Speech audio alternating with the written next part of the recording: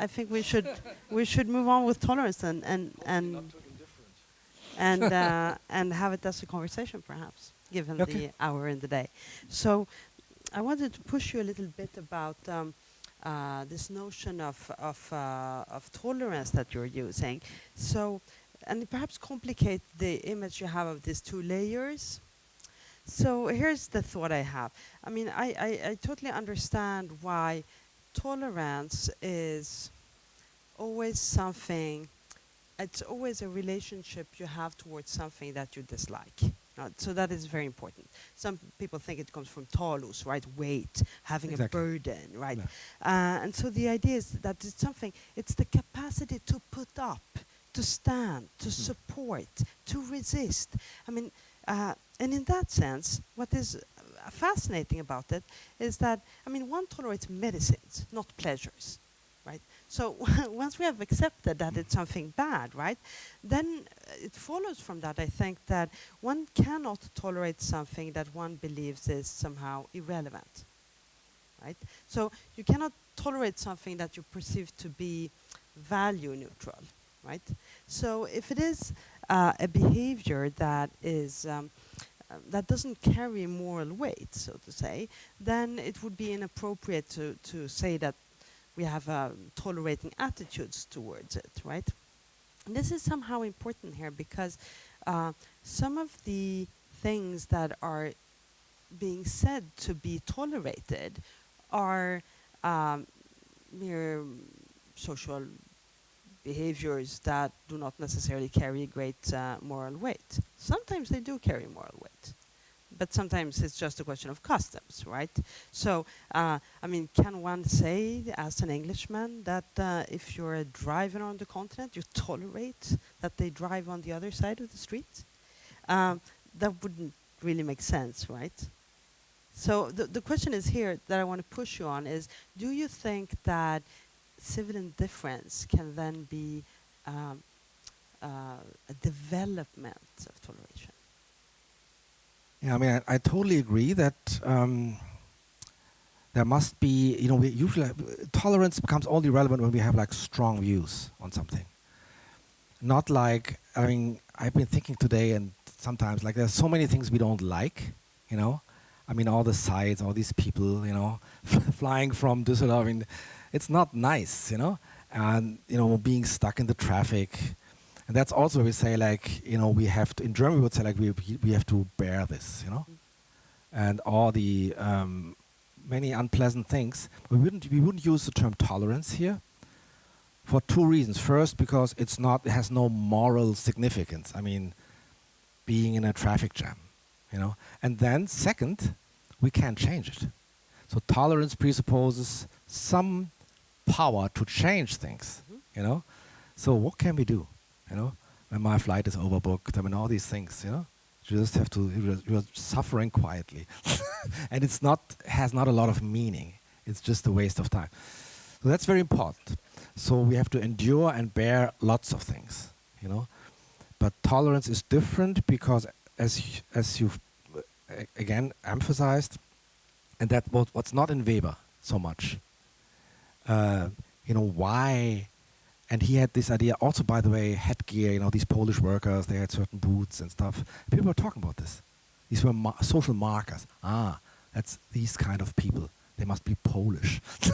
And that was not a good thing at that time. Yeah.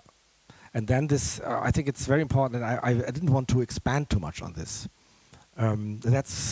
So that we need to tolerance always that's always implied is the idea that we could change, we could interfere.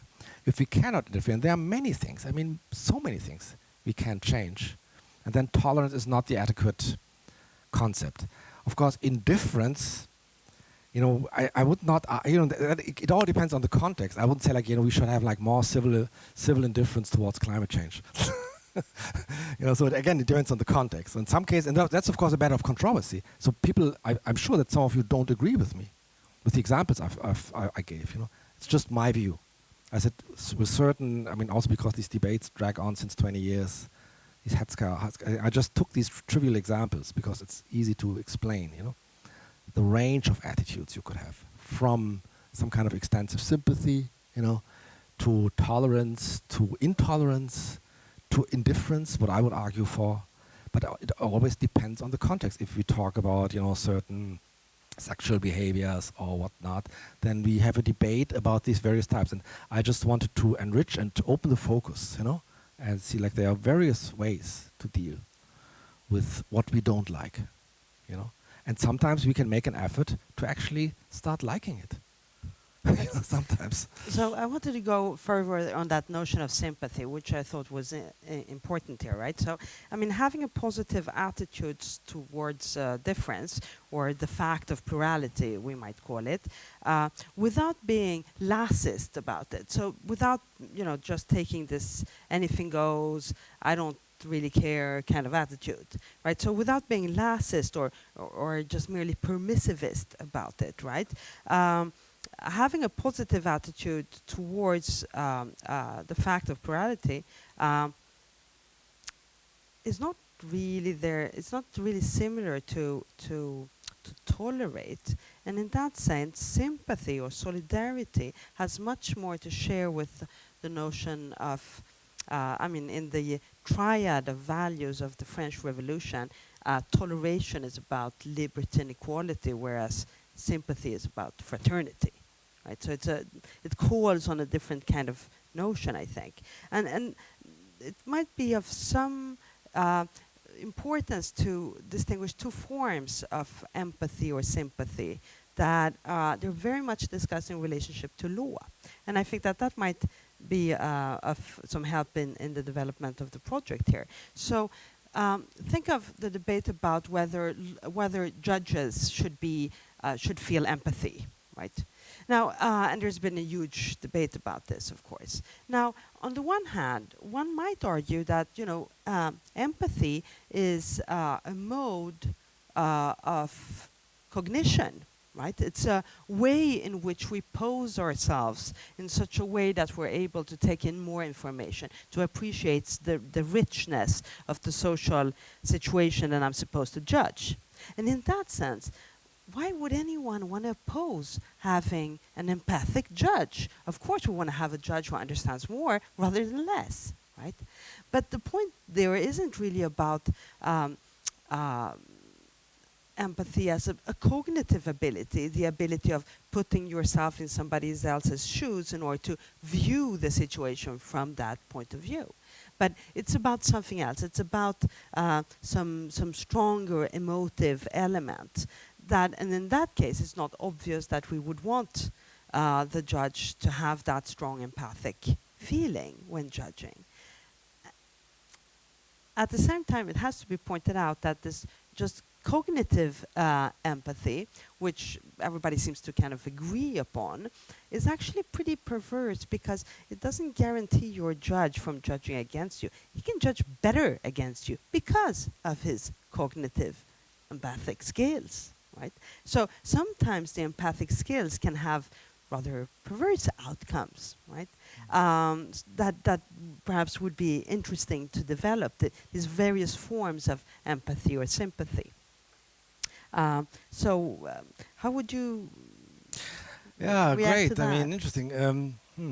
I mean, first of all, I think all these four types of interaction, they have a moral valence. So I was talking about basically virtues. Whereas I'm not sure whether empathy is in itself a moral attitude. I mean, being in Stockholm, the Stockholm syndrome. There's this one scholar in Bloomington, Indiana, German-American, Fritz Breithaupt, he wrote a book, The Dark Side of Empathy. So you can empathize with all kinds of people, including those who harm you. So empathy, I mean, this legal context, I mean, you're a legal scholar also, yeah? Okay. So, instinctively, probably most of us would say, like, that's a good thing, A judge should empathize with basically all the relevant parties, But in itself, I would not say it's a moral value. And I would go even further. I mean, same with basically solidarity. I would also say, like, solidarity can mean all kinds of things. I mean, the mafia is also built on solidarity. course. you could argue. So that's of course very controversial because it's considered to be. I have lots of colleagues who would like say, "Hey, no, solidarity is important," but then they think of the good examples, but just feeling connected to my people and what they do can have a downside, Whereas I don't know if I develop this further, I would probably say like the difference here is that I'm thinking of moral virtues here, which have their limited place in society, but tolerance, needs to be. Without tolerance, we are in trouble, and it cannot be replaced by recognition, okay, fully, because recognition basically means, in both with Charles Taylor, all these scholars, means positive evaluations. I like you guys. That's great, positive, but that's not happening. We can't expect everyone to go to gay pride parades. Some people are like, hey, no, not really. Like this. Yes. So that brings me to this other thought that I wanted to develop with you, and it's this thing about what you call the instability of tolerance, that I perhaps would want to call something like the dual nature of tolerance or something like that.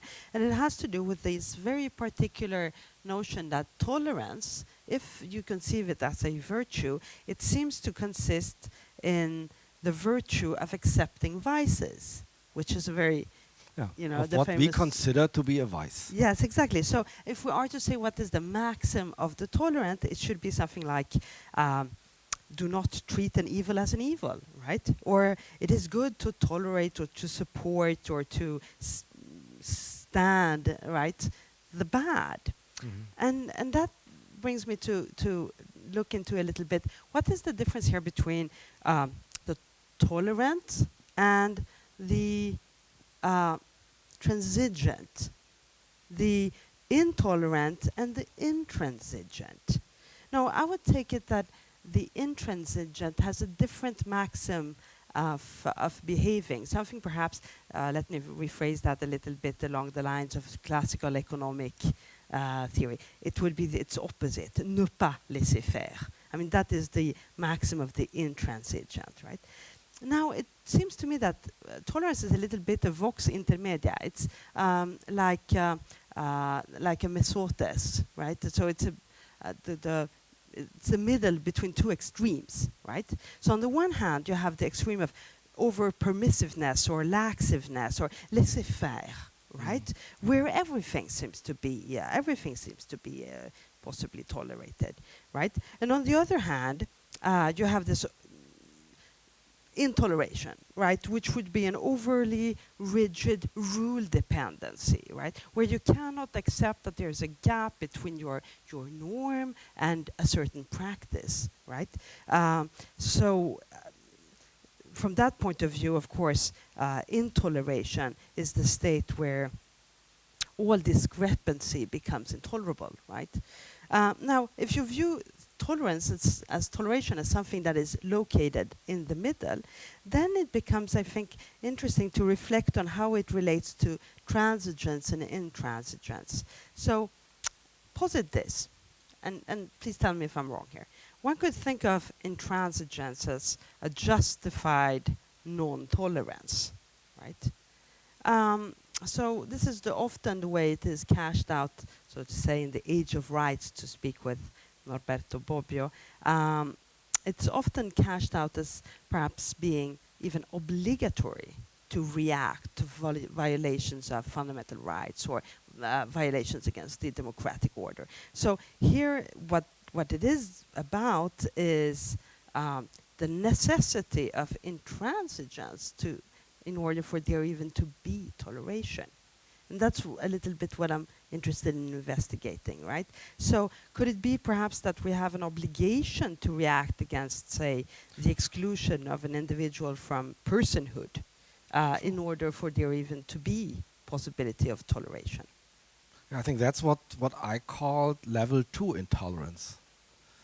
I don't see how this is different from intransigence. So I think, yes, we should interfere in situations where the standing of our fellow humans is jeopardized by people who, I don't know, by the level 1 intolerance. So I have to think about like how this is different from So could one intransigence. say, for instance, that such a form of intransigence when it comes to certain protections of the individual, for instance, could one argue that intransigence there is a precondition for toleration? It's certainly a precondition for a tolerant society. And that's the more benevolent reading of Popper, Mm. you know. So that would be one reading. Of course, things would have gone much better if German Nazi movement would have been suppressed by all means possible, you know. Mm. That was his idea. That was his idea. But now his concepts are being taken out of context and applied to all kinds of everyday phenomena, you know, and then it becomes much more problematic. But this is the background from which he argued, and unfortunately, these phrases are now taken in isolation, and they fit on your T-shirt, and it's becoming a rallying cry for people I mistrust. Yeah. You know? So Yeah. I want to go a little bit deeper into this. So it seems to be a relationship between so I see that the Popperian view is so to tolerate fanatics is by itself bad, right? But it might sometimes be tactical. And so I found this quote that I wanted to give you from Bobbio, called from a book called Le ragioni della tolleranza, which is now published in the Age of Rights from 1990. And here he says that, of course, I mean, and this is on Popper, right? So answering the intolerant with intolerance might be formally flawless, right, in a certain sense, but it might be ethically poor and politically unwise, right? And so here, apparently, it plays into a level of tactics, right? And I think that might be instructive for the point you were making about how rhetoric is turned inside out when it comes to toleration, right? So you were making a point that we are now using toleration against its own purpose, so to say. And here we can perhaps reuse the idea that we can have a tactical use, which is different from the simply literal use. Great point. I mean, I don't know whether you're aware of the ruling by the German Constitutional Court. Was it last year? There's a small neo-Nazi party in Germany, NPD, it's called, National Democratic Party. And it's tiny, okay? And so I think all the major parties tried to outlaw them, you know? And more or less the Constitutional Court said, like, that's tactical. So, like, you know, they're so irrelevant that we don't do them the favor of prohibiting them because they don't play a role. There are lots of problems, like in all our countries, I think, with right-wing extremists, but not this party, you know? So that is, you could say, like, that's a case of constitutional tolerance, you know? Of course, with this major caveat, you know, once you grow, we'll end this, you know? That would be an example, perhaps, where you have like an established power, the state, tolerating just for tactical reasons. But then there's this Karen Stenner. You know, she said, like, speaking from an American perspective, she said, like the United States is a deeply divided society, as we all know. It's very punitive, these incredible incarceration rates. So it's a very problematic society in many ways. But that's the way. That's basically what she says. Like, you know, that's the society we are having. And there's no way of being intolerant to all these people, half of our own people. We need to find ways of live with them and continue to talk and engage, you know, which doesn't look very good in the States, I think. But that's her point, you know. And I like this book so much, and it's actually much quoted because she's not talking about immigrants. That's not the problem at all. She's like, we have these divisions in our own, among the natives themselves. Like, it's ridiculous to assume that divisions, you know, are being imported from the outside. That's part of the misconception of immigration societies. that only because of immigrants now we have divisions. That's of course not true. I think the free speech debate is particularly clear Yeah. there, right? That there seems to be contexts that, or contextual features, so to say, circumstances that will allow free speech, right? And circumstances that will make it rather like a debate among death, right? So from that point of view, I think it's valuable to reach into, to look into the circumstances of Very good, what yeah. toleration as a virtue would be compared to the circumstances of intolerance as a kind of unjustified intransigence, right? Where on the one hand you would have a looks like an epidemia, a kind of collective enthusiasm to speak. I mean, I'm using this term here as Kant, as a kind of collective folly, right? And then it happens in a context where apparently we tolerated the spread of some contagion, whereas the tolerance as virtue happens in a context where intransigence is strong against behaviors that are unreasonably laxist on one hand or exaggeratedly dogmatic on the other. So there seems to be a dialectical relationship here between the circumstance and the virtue. Would you agree on that? Yeah, and it's all depending on context. So when you spoke, I had to think of another debate I had with Arpad before about hate speech. So it's interesting. Like, given this discussion, am I a tolerant person? Well, it all depends. For example, I'm really in favor of laws against hate speech, and there's this beautiful book by Jeremy Waldron, "The Harm in Hate Speech," in which he argues as a British lawyer that the United States is basically that they're self-destroying their society by not regulating this, And we have lots of cases, I'm sure in Sweden, and we had, just these days, a case in Germany where a leading green politician female was, massively attacked, and you can imagine all the unspeakable terms, and threatened, through Facebook.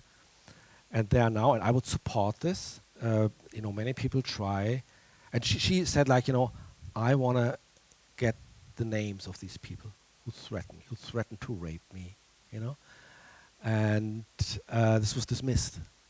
And now the court has been sued, so the judges have been sued, So that's a fantastic debate about, and here I think Jeremy Waldron would argue, here we have a situation where the very standing, the very dignity of a person is at stake, But that's a complicated debate, of course. Where there's a point in going back to what you said at the start, what is it that is being tolerated or recognized or sympathized with? Is it individuals, or is it a set of beliefs? And I think that is an important point, because there's a huge, I would I would stress the fact that, if you're a believer in tolerance, then you should also be a believer in a ban on ad hominem arguments, right? The arguments against the person and not arguments against the idea. Yeah, that was my point against saying Nazis are intolerant. I think that's not the main problem, that they don't accept, certain beliefs. But that's 20th century totalitarianism is different, because they just want to get rid of people, and regardless of what these people think and believe and whether they assimilate it or not. I think that's pretty obvious. And we still have this today to some extent. Lots of examples where people who are like fully integrated, ordinary people are being attacked just because they are, from somewhere else. So that's again like about the concept of toleration, I think. Yeah, interesting.